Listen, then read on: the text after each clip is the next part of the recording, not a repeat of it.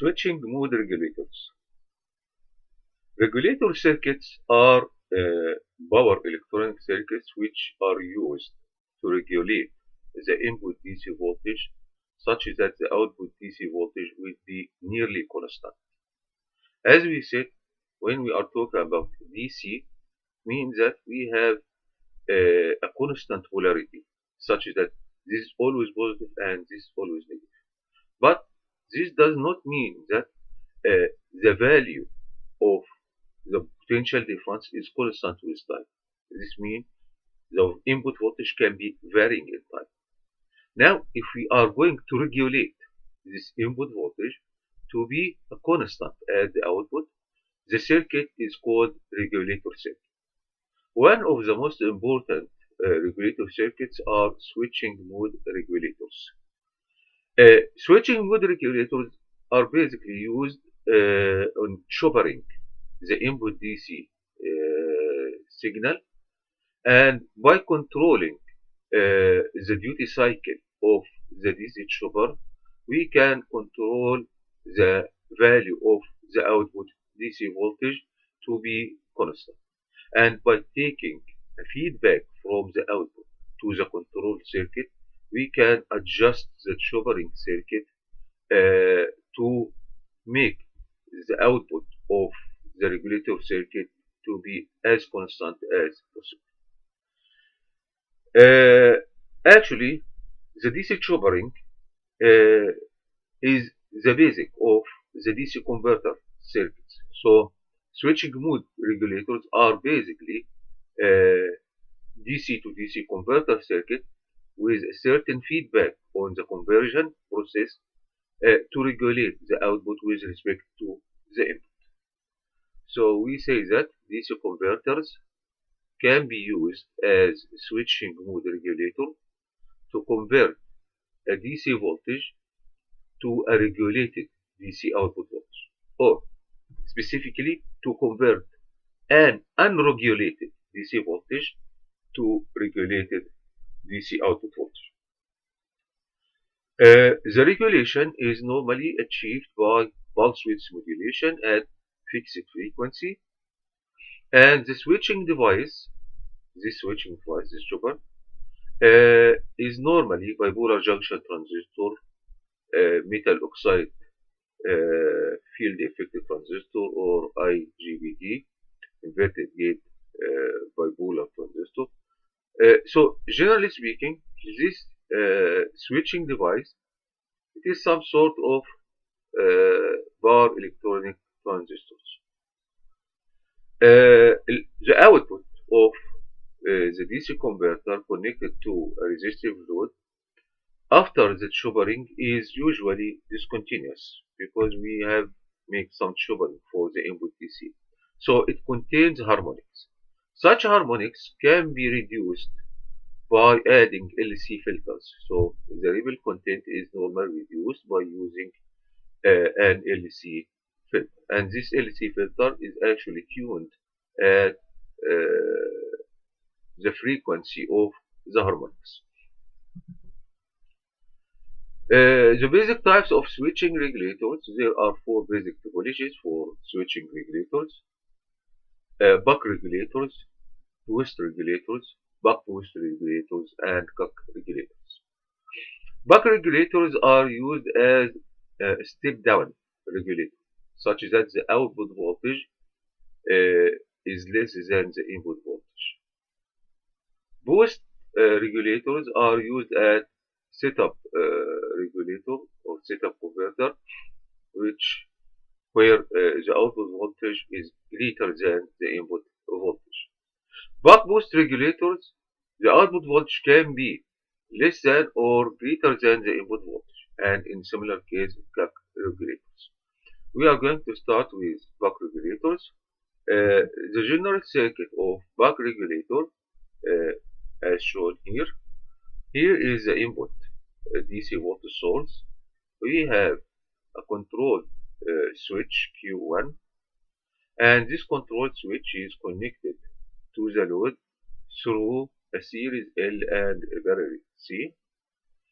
And the output voltage sample of the output voltage is used as a feedback for the control circuit to adjust the choppering frequency or the duty cycle of the choppering,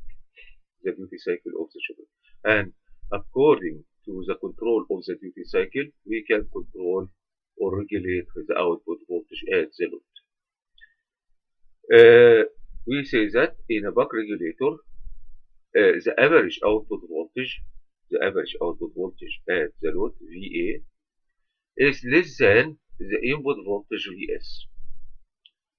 So buck regulator basically works as a step down DC to DC converter. So it is like a step down converter. The transistor Q1 here acts as a controlled switch. So by adjusting the signal at the base of the transistor, we can control the switch to be on or off, while the diode DM, freewheeling diode DM, is uncontrolled switch. This DM, according when this is switched off, the current passing through the load will be freewheel inside the diode, or the diode will be turned on in this case. The equivalent circuit or the basic equivalent circuit for the buck regulator can be shown as here. We have here switch S1 with two conditions, 1 or 2. In the case 1, it means that the transistor Q1 is turned on, and in this case, the source voltage is connected through the inductor and the capacitor to the load resistance. When the transistor Q1 is switched off, the freewheeling diode will act to complete the circuit. So in this case, the switch is at terminal 2, and in this case, the stored energy in the inductor will introduce a current through the load. In addition, the capacitor will introduce, or discharging the capacitor will introduce an additional current in the load. The current coming from the inductor will be freewheeled through the diode through the switch in this case. So these are the two modes for operation of the buck regulator. One when the switch 1 is on, and one when switch 2 is on. What we are saying. The circuit operation can be divided into two modes. Mode 1 begins when the transistor Q1 is switched on at time t equals 0.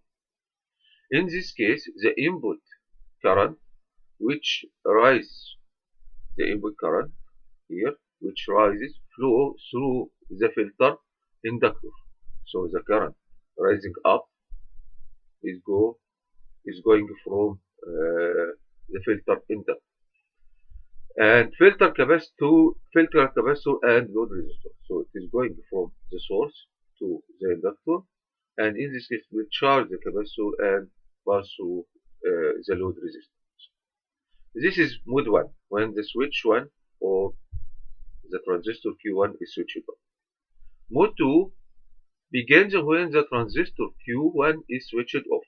When Q1 is switched off, it means that switch here will be connected to the node number 2. In this case, when the transistor is switched off, the freewheeling diode DM will conduct, and this will be the condition as S1 will be connected to the terminal 2. The freewheeling diode will conduct due to the energy stored in the inductor.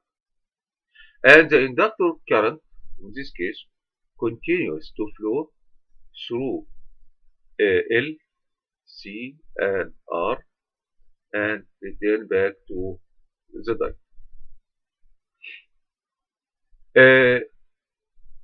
In mode 2, the inductor current will fall down until the transistor will switch it on once again. When the transistor switched on once again, the current will increase once again inside the inductor, and stored magnetic energy will appear once again inside the inductor, or will go up once again inside the inductor. So the inductor current falls until the transistor Q1 is switched on again in the next cycle.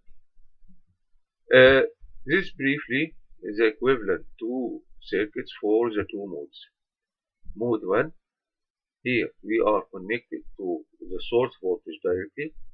In this case, there is a current coming from the source, and actually the current coming from the source equals the current passing through the inductor, in this case IL, and IL here is divided between the capacitor current IC and the load current I naught. I naught here for regulated power supply is a pure DC current with a constant current IA. So the current at the load is assumed to be completely constant. And this is the basic idea of the regulated power supply. In the case of the regulated power supply, the current should be completely flat along the load. So in this case, the value of IC plus IA should equals IL, which equals IS. Okay, and here the voltage at the load is actually the same as the voltage at the capacitor, so V load equals VC. And the potential difference at the inductor would be Vs minus Vc, so VL would be Vs minus Vc, the potential difference between these two points. This in the first mode, mode 1. In the second mode, mode 2, when the switch is at terminal 2, so in this case the equivalent circuit would be as follows. The inductor connected to the capacitor and the load, and the current is freewheeling through the diode DM. In this case, the voltage at the inductor equals the voltage at the capacitor, which is a voltage at the load, assuming that the voltage at the diode is negligible.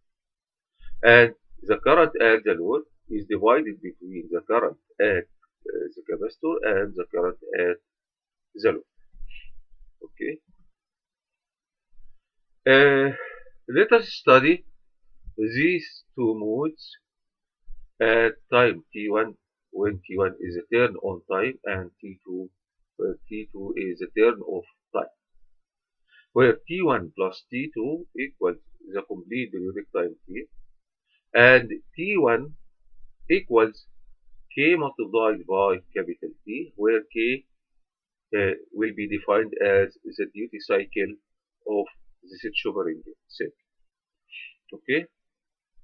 At the time t1, the voltage Vs, or the voltage here, the voltage here, the voltage at this point, it would be the voltage Vs direct.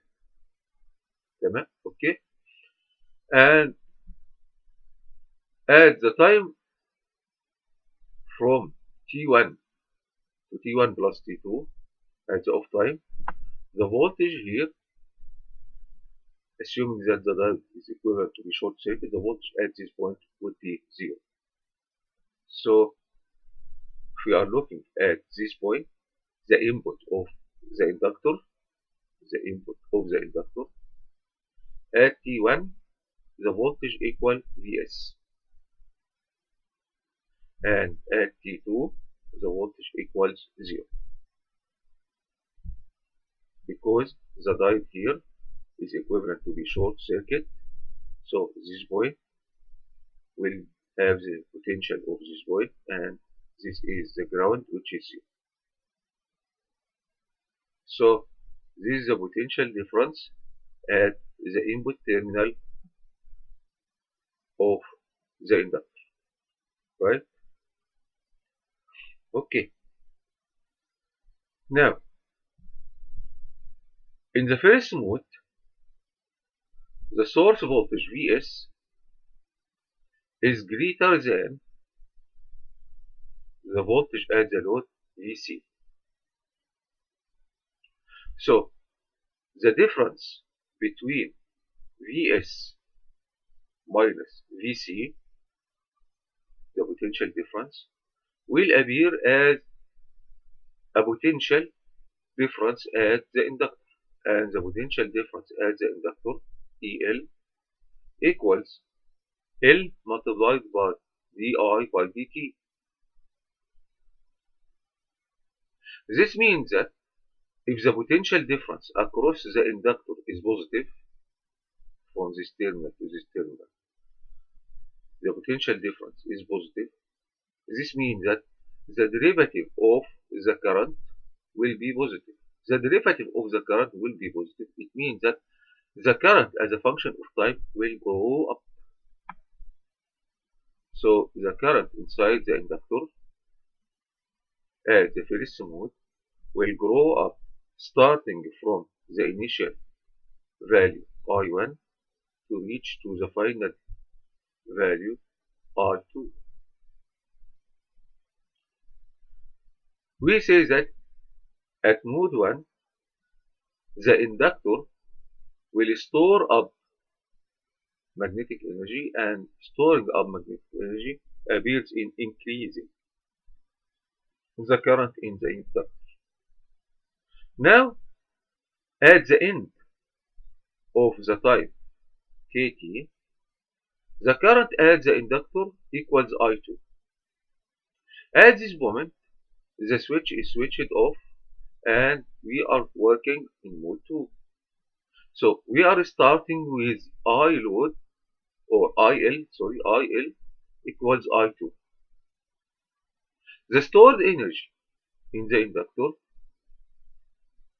will be separated between the load and the capacitor and free wheel through the diode DF. So in this case, the inductor gives its energy, gives its potential to the load and the capacitor. This means that the potential difference across the two terminals of the inductor will be reversed. Instead of this point is greater than this point, now this point is less than this point. It means that the potential will be negative. And if the potential is negative, the derivative of the current with respect to time would be negative. It means that the current will be fall down.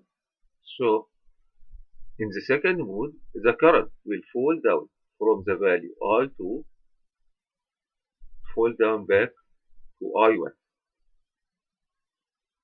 At the time t, the pulse or the switch will be turned on once again. This means that we are connected back to the source voltage, so the current will go up once again, and so on. This means that the current at the inductor will be oscillating in the shape, triangular shape like this, from I1 to I2 in the charging mode, and from I2 to I1 in discharging mode.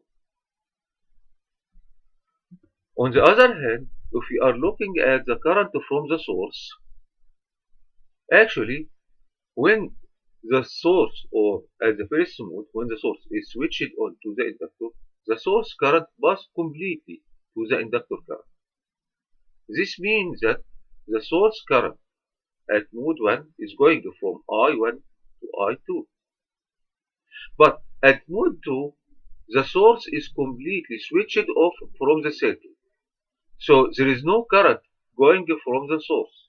This means that the source current at mode 2 equals 0. And when we reach capital T, complete period, the source is connected once again to the circuit. So it starts from I1 once again, which we have reached by the inductor, to charge the inductor once again to I2. So this is the current of the source. It can be noted that the current of the source is discontinuous. It is only available at the switching on mode or at mode 1. But at switching off mode, there is no current is going from the source. Or in other words, there is no energy going from the source at the switching off mode of the regulator. Okay, this is the source current I source. If we look at the current at the capacitor, actually the current at the capacitor should have average quantity equal 0. Why it should have average quantity equal 0? Because if we have a DC current passing through the capacitor, continuous DC current passing through the capacitor, means that the capacitor will be charging for infinite time and will have infinite voltage. So the average current on the capacitor must equal 0. It means that I'm charging in some period and discharging in some period the same charge, such that the area under the curve in the positive must equal the area under the curve in the negative. Or in other words, the average quantity of the current on the capacitor should equal 0. So the current in the capacitor actually, we said that the L current or the inductor current IL passes through the capacitor and the load. So IC plus IA equals IL, and IL starts from I1 to I2. So we can say that the capacitor current IC will start from I1 minus A and end up with I2 minus A, where the average current across the load should be adjusted such that the average here of this discharging should be 0. Or in other words, the value of the capacitor should be adjusted such that the current passing through the capacitor has an average equal 0. So the current in the capacitor in the charging or in mode 1 will grow up from I1 minus IA to I2 minus IA, and both of them is simply IL minus IA. IL here equals I1 and IL here equals I2, right? Then in the discharging mode, the current in the capacitor will go from I2 minus A to I1 minus A, and so on. So effectively, the current on the capacitor has 0 DC component, has 0 or 0 average component. It is charging here in this period. It is a charging. The current is going positive, so it is charging the capacitor. Here in this period, the current is discharging the capacitor. The current is negative, so the energy is going outside the capacitor to the load. It is in the negative sign with respect to this arc. So charging, discharging, charging, discharging, and so on. So we have two mechanisms of storing energy. We have a mechanism for storing magnetic energy inside the inductor, and this mechanism starts from switching on to switching off. And we have another mechanism for storing energy inside the capacitor. We have storing electric energy in the capacitor, but in this case it is from the middle of the charging period to the middle of discharging period. From the middle of the charging period to the middle of discharging period. At this period, the capacitor is charging. The discharging For the inductor, the inductor discharge its stored magnetic energy starting from the switching off time until switching on time. But the capacitor is discharging its electric energy from the middle of the switch off time to the next middle of switch on time. This is the discharging period of the capacitor. Okay. All right. Now, if you look at the output voltage, which actually is the voltage of the capacitor, because the voltage at this node is the voltage at this node. If we draw the voltage at the capacitor, and here we are drawing minus Vc, not Vc, we can find out it has an average quantity, V average, which actually equals the average quantity of the voltage at the load. And we have sinusoidal oscillation around this average quantity. This sinusoidal oscillation is actually the charging and discharging voltage from the capacitor. And as I said, if we are taking the average over the V average and the minus the V average, we find out the integration over the curve with respect to V average equals the integration under the curve with respect to V average. So this is nearly sinusoidal or symmetric wave across the voltage of Vc. This is the voltage across the output or the capacitor. Here the switch is on, here the switch is off. The difference between the peak to peak here, this corresponds to the ripple voltage at the output. Finally, the DC current passing through the load should be completely constant. At the switch on switch off periods, the load current is completely constant. And as I said, this is the basic idea of regulated power supply. The regulated power supply, the DC current through the load is completely constant. Maybe the voltage is not constant, but the current is constant. Alright? Now, let us combine all these pieces together. Here is the switching circuit or the basic switching representation circuit. Here is node 1 and node 2. If you look at the voltage at the input of the inductor as a function of time equals V source as the switching on time and equals 0 as the switching off time. The coil current IL starts from I1 to I2 at the switching period and fall from I2 to I1 at the switch off period. The current from the source equals the current of the inductor at the switching on period and equals 0 at the switch off period. The current at the capacitor equals the difference between the current at the inductor and the current at the load. So the current at the capacitor starts from I1 minus IA at the beginning of the switching on to reach to I2 minus IA at the end of the switching period. Then it falls from I2 minus IA to I1 minus IA as the switching off period.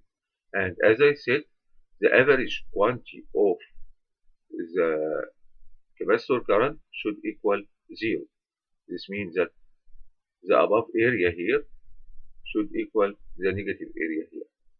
And the output voltage VC or V output is centered around the average voltage V average, and it has a ripple with nearly sinusoidal waveform, and this equals the voltage at the capacitor. The current at the load is completely constant.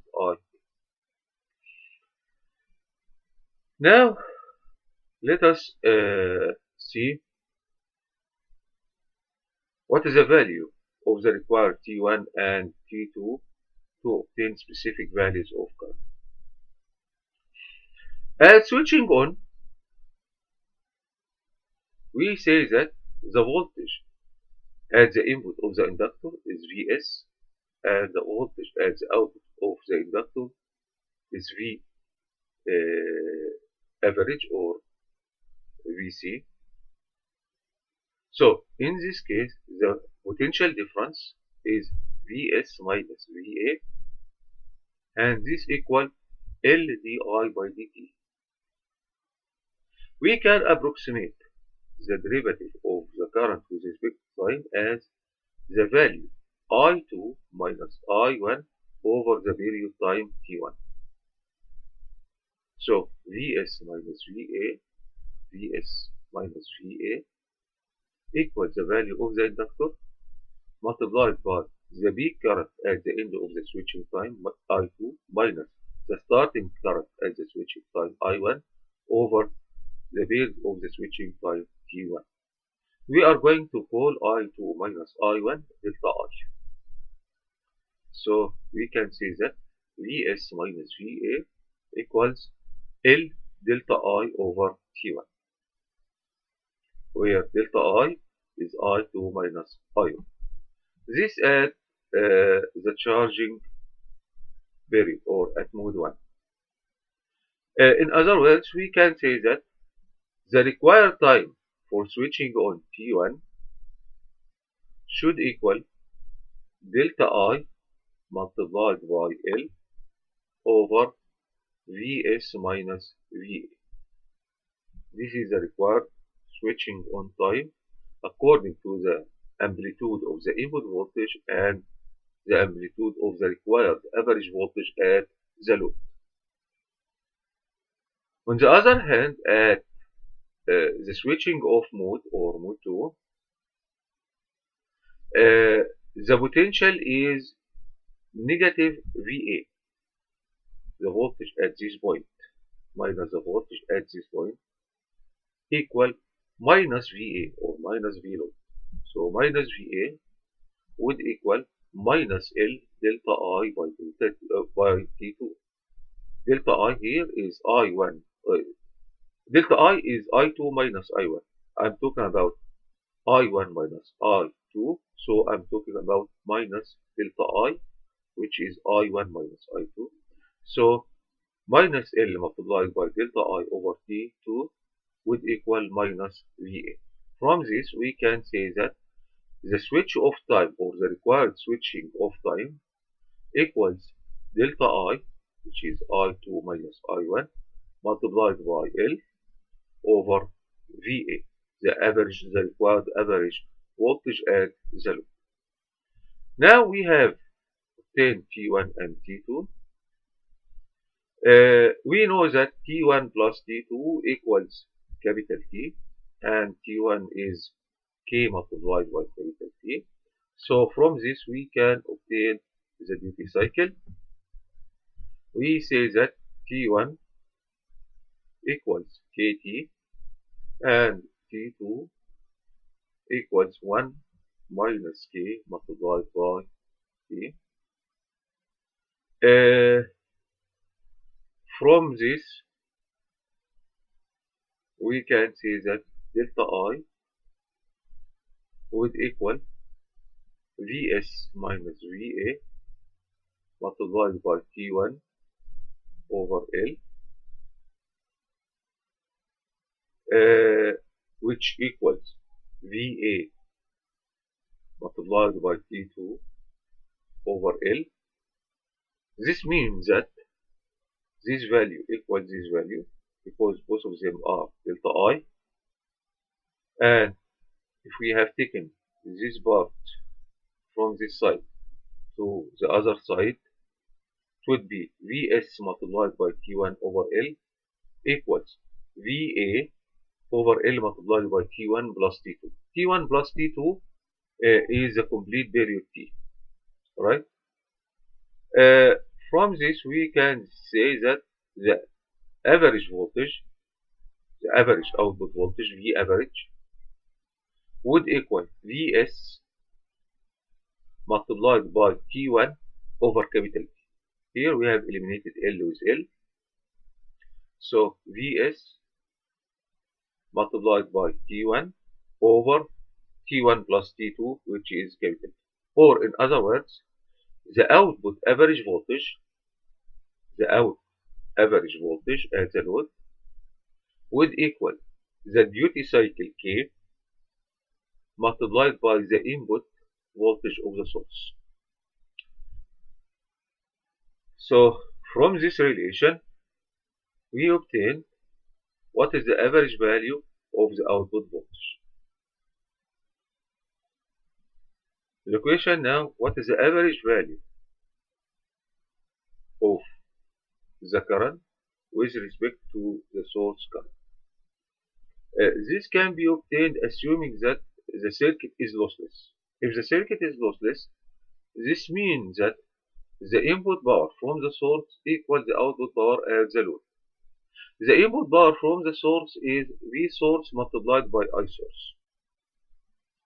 And the output power at the load equals V average of the load multiplied by I average at the load.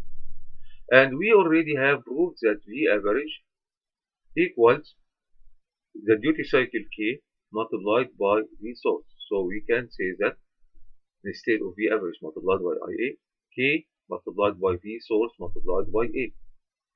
By eliminating V source with V source, we can say that the source current equals the duty cycle K multiplied by the average current at the load.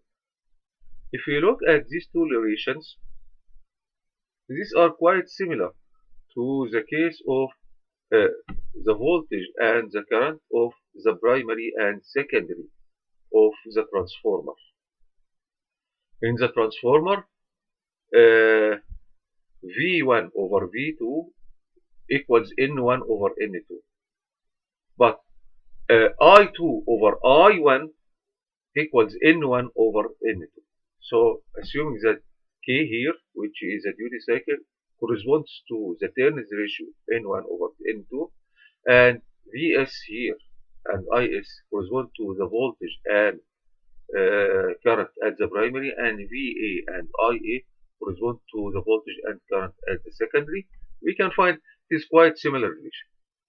It means that if the voltage or the average voltage at the load is decreased with respect to the voltage at the source, the current at the source, the current is decreased with the current with respect to the current at the load. So it is reverse relation.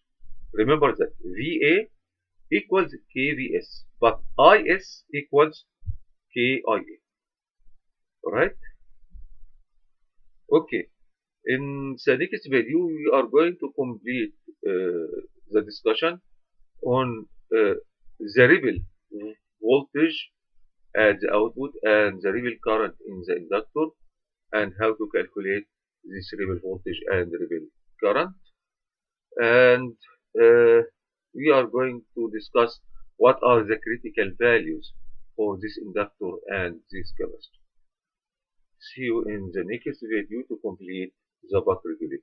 Alright.